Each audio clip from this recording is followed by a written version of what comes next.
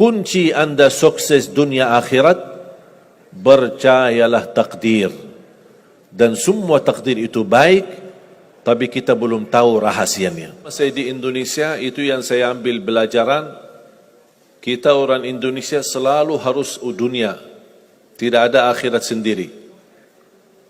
Dunia dan mau kaya di dunia kaya, selamat di dunia selamat. Jadi dunia itu harus dibawa. Kalau udah bahasanya akhirat, pasti orang bertanya, terus dunia kita gimana? Makanya begitu saya membaca sukses dunia akhirat, oh ini Indonesia ini.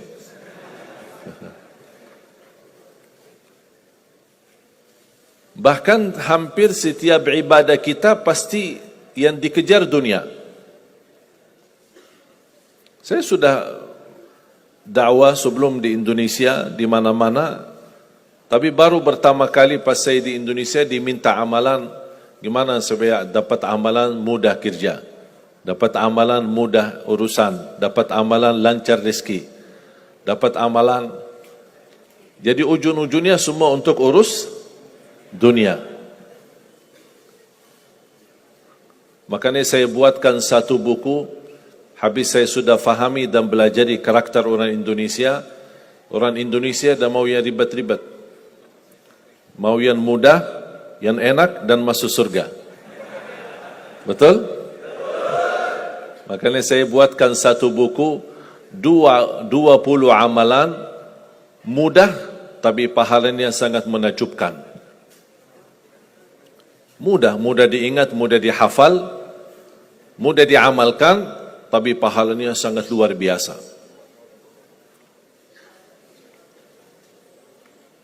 Bapak Ibu jamaah sekalian, kalau benar-benar ingin anda sukses dunia akhirat,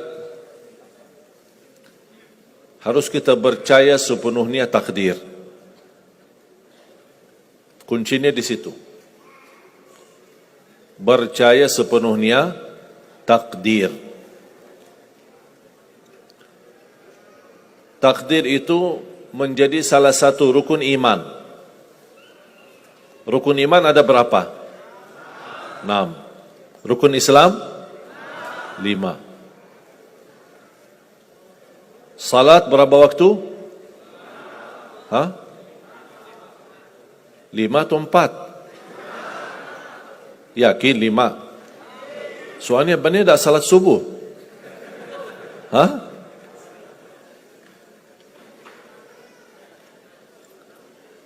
Takdir itu menjadi salah satu rukun iman.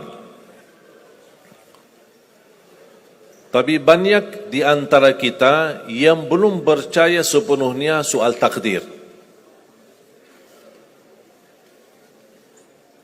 Dan kita sifat manusia, mohon maaf, suka tidak adil.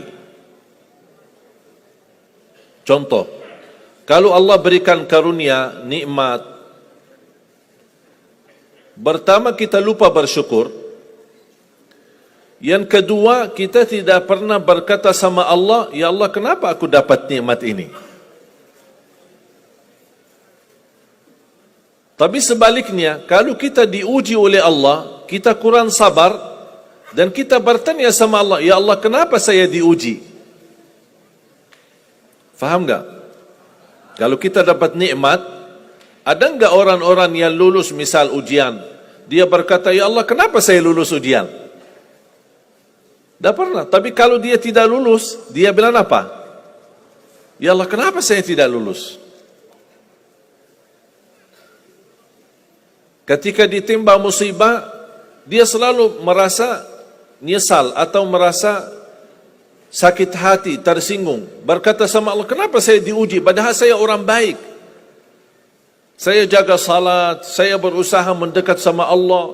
Tapi saya merasa bertambah berat ujiannya.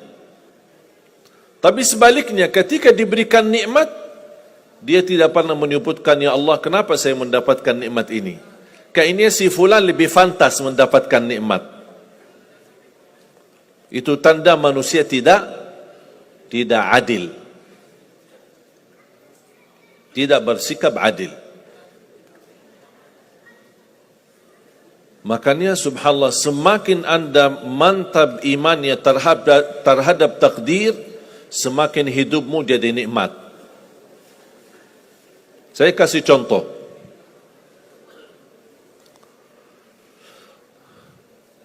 Tidak ada persoalan masalah takdir baik. Itu bukan masalah bagi kita. Justru kita bertambah senang kalau kita mendapatkan takdir yang baik. Tapi yang menjadi persoalan bermasalah bagi kita adalah takdir buruk. Ketika ditimpa musibah, ketika ada ujian, ada sakit, kesulitan, penghasilan yang tidak mencukupi, dan banyak masalah keluarga, masalah rezeki, masalah sama majikan, masalah di kerjaan, itu yang membuat banyak beban fikiran.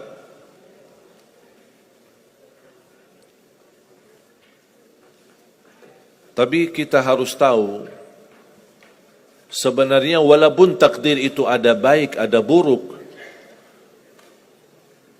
kenyataannya buruk, nampaknya buruk, tapi hakikahnya baik. Hakikahnya baik.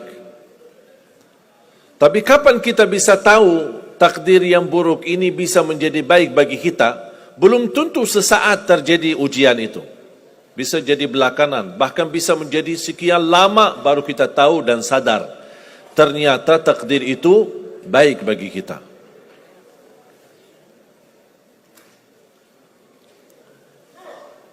Saya kasih contoh melalui cerita.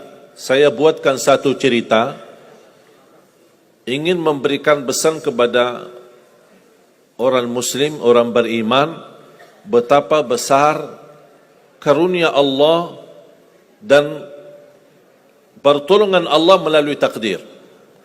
Ada seorang berdoa, dan saya yakin anda semua berdoa. Setiap berkesempatan, setiap salat, setiap sujud atau tahajud, duha, pasti anda semua berdoa. Ada yang diinginkan, ada yang hajat-hajat yang belum terkabul, belum tercapai. Bertemu orang salih, bertemu ulama, bertemu habib, minta didoakan, tolong doakan, semoga lancar urusan saya, semoga dapat jodoh, semoga insya-Allah dapat keturunan, semoga hasil dan rezeki yang saya dapatkan menjadi berkah dan bermanfaat bagi saya dan keluarga. Ada orang berdoa kepada Allah Subhanahu wa taala. Mohon jamaah sekalian dengar cerita ini baik-baik, karena ada pesan hikmah yang kita bisa ambil.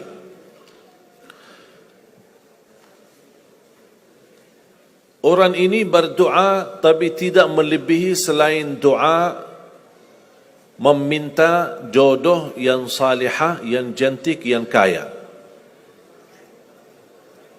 Itu aja doanya, tak ada yang lain. Setiap salat, ya Allah, jodoh yang salihah, yang cantik, yang kaya. Tahajud, ya Allah, jodoh yang salihah, yang cantik, yang kaya. Doa pas buka puasa, itu aja doa, tidak ada yang lain. Tidak minta ampun, tidak minta rahmat, tidak minta karunia, tidak minta keselamatan. Butuh banget ini jodohnya.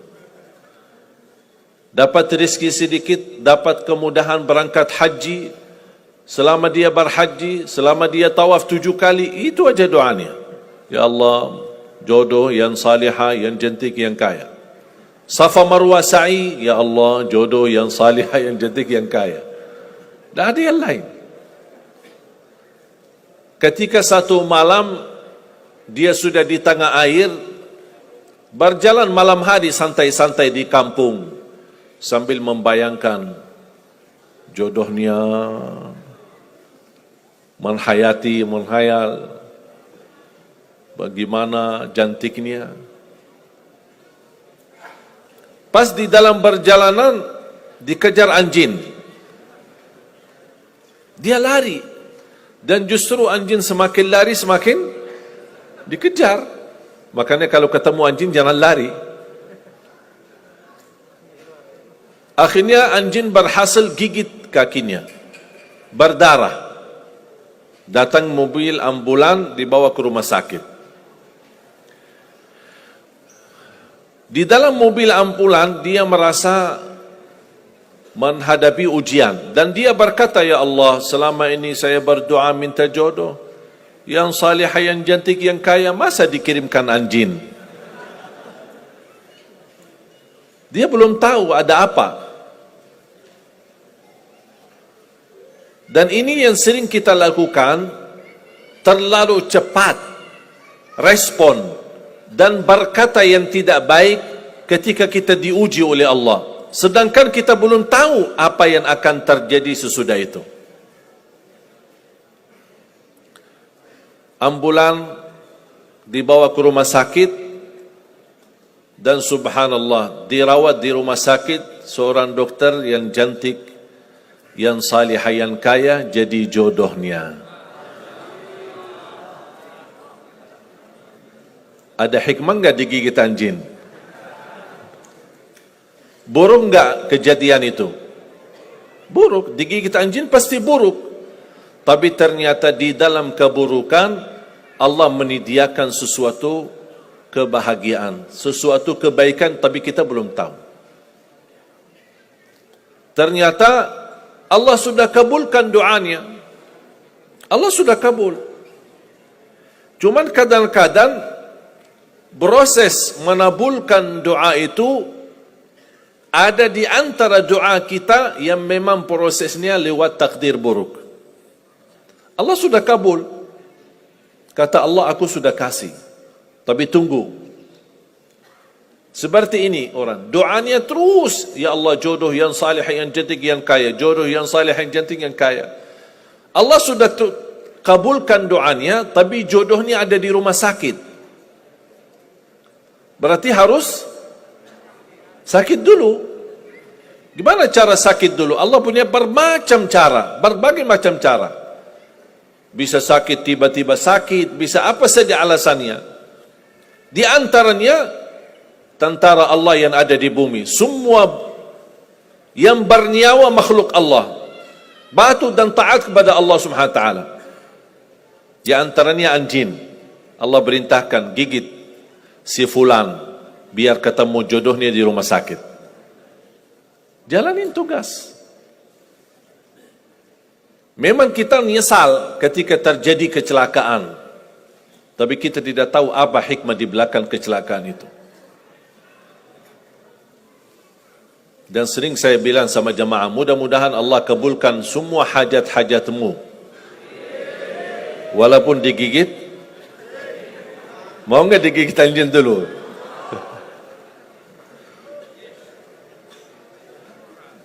Sebenarnya kalau kita tahu rahasia takdir, apapun yang akan terjadi, kita tidak ada kekhawatiran. Karena kita tahu sesudah ujian ini pasti ada sesuatu kebaikan. Dan yakini Bapak Ibu, Allah Subhanahu wa taala Maha baik. Allah tidak senang menyusahkan hambanya. Tapi kadang-kadang proses untuk menuju kebaikan ada kesulitan dan tantangan. Seperti cerita seorang bapa yang bercita-cita untuk berhaji. Saya bertemu seorang jamaah, usia sudah mungkin 80-an, 80 tahun lebih. Saya pas bertemu diceritakan ini marbot masjid, ahli masjid. Saya berdialog, bertahun-tahun Masya Allah, kerjaannya hanya lap-lap masjid, bersihkan masjid, jaga masjid. Saya berkata sama beliau, Pak, apa yang Bapak inginkan? Tahu enggak jawabannya apa? Saya ingin haji. Tapi saya orang tidak mampu. Doakan mudah-mudahan saya bisa haji. Saya bilang insyaAllah Pak, kalau soal haji, soal umrah, itu tidak tergantung dengan kemampuan. Ada orang yang tidak punya uang sama sekali, tapi dapat dipanggil bisa haji. Karena haji dan umrah itu hadiah dan panggilan Allah Subhanahu wa taala bagi hambanya. Bahkan justru ada orang yang banyak hartanya tapi tidak tertutup hatinya untuk ke tanah suci. Boleh kita bercita-cita, berkeinginan ke tanah suci, tapi jangan digantungkan persoalan ini masalah kemampuan. Nanti kalau saya ada uang, saya mau haji dan umrah. Belum tentu saat sudah ada uang, belum tentu haji dan umrah. Kalau belum dipanggil oleh Allah Subhanahu Wa Taala. Saya berkata sama beliau, Bapak kalau sudah saatnya dipanggil oleh Allah, pasti Bapak akan berhaji. Tiba-tiba saya menerima telefon dari anak beliau. Habis saya ketemu kira-kira beberapa bulan, saya terima telefon menyampaikan bapaknya kecelakaan. Kok gimana kecelakaan? Apa ceritanya? Dia bilang habis keluar dari masjid,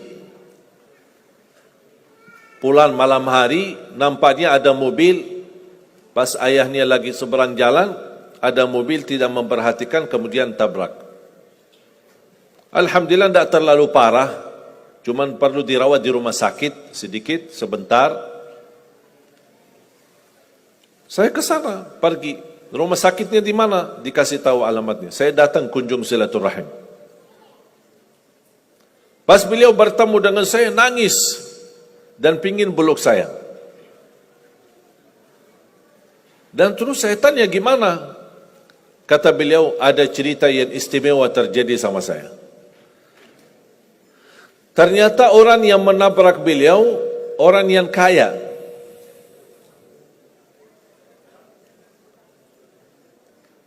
Habis itu, orang yang kaya minta maaf sama si bapak ini. Mohon maaf Pak Haji, mohon maaf Pak Haji. Beliau tambah nangis. Orang kaya bingung, ya kenapa sih setiap mohon maaf, malah nangis dia. Ditanya kenapa Pak nangis, sakit? Tidak, karena Bapak dari tadi bilang Pak Haji, sedangkan saya belum haji. Tertutup hati orang yang kaya, yang dia sediakan biaya haji dan bisa berangkat. Dan kata beliau, betul apa yang disampaikan ketika pertama kali bertemu. Kalau sudah saatnya dipanggil oleh Allah, pasti bisa ke tanah suci. Walaupun ditabrak mobil. Berarti intinya apa? Apa yang saya ingin sampaikan, jangan ada yang merasa menolong atau merasa sakit hati atau merasa tersinggung ketika menghadapi ujian. Merasa belum terkabul keinginannya, Allah sudah kabulkan. InsyaAllah tidak ada di antara kita yang ditolak doanya. Cuman kita mohon maaf kadang-kadang buru-buru, ingin selalu semuanya cepat. Kadang-kadang kalau terlalu cepat apa yang kita inginkan kita dapat, itu bahaya juga. Dan Allah ingatkan, kalau manusia, Allah tidak sulit menjadikan manusia semuanya kaya. Kalau sekarang saya bertanya, mau enggak semuanya jadi orang kaya? Pasti mau, siapa yang tidak mau? Coba bayangkan, kira-kira sulitlah bagi Allah menjadikan semua manusia di bumi kaya raya? Sulit tidak? Tapi pertanyaan saya, kira-kira berjalan hidup kita enggak kalau kita semuanya kaya? Bisa berjalan lancar? Masa enggak? Semuanya kaya raya. Gimana kehidupan kita sehari-hari? Berjalan lancar tidak? Kenapa tidak? Saking banyak kekayaannya. Kalau semuanya kaya, memang sulit menjalani kehidupan. Contoh, cari supir, siapa yang mau supirin kita? Sama-sama kaya. Datang minta tolong sama teman. Boleh enggak ini cariin supir? Aku aja lagi cari supir dah dapat. Mau punya perusahaan sendiri, butuh tenaga kerja kan? Semuanya orang kaya. Buat apa kalau mereka semua kaya, masing-masing punya pabrik, tapi tidak ada yang bekerja? Sulit nggak jalan hidup? Sulit. Sama sebaliknya, kalau semuanya di bumi miskin, susah. Kira-kira gimana hidup kita?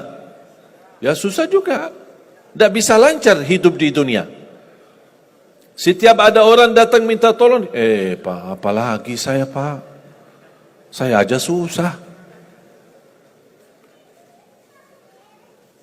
Tapi makanya ada hikmah. Allah menjadikan ada yang kaya, ada yang miskin. Yang kaya menutupi kebutuhan yang miskin, miskin juga menutupi kebutuhan yang kaya. Saling mengisi. Supaya apa? Supaya dunia ini berjalan. Hidup kita berjalan. Tapi coba bayangkan, kalau semua orang kaya tidak mau membantu orang miskin, dan semua orang miskin sombong, tidak mau melayani orang kaya, gimana kehidupan kita? Susah. Makanya jemaah sekalian, kunci anda sukses dunia akhirat, percayalah takdir. Dan semua takdir itu baik, tapi kita belum tahu rahasianya.